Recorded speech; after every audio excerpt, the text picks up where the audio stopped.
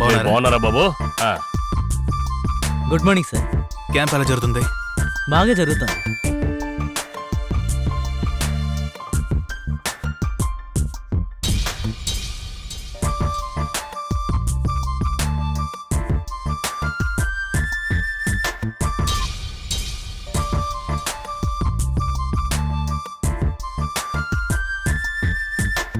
తమ్ముడు ఇలా రా.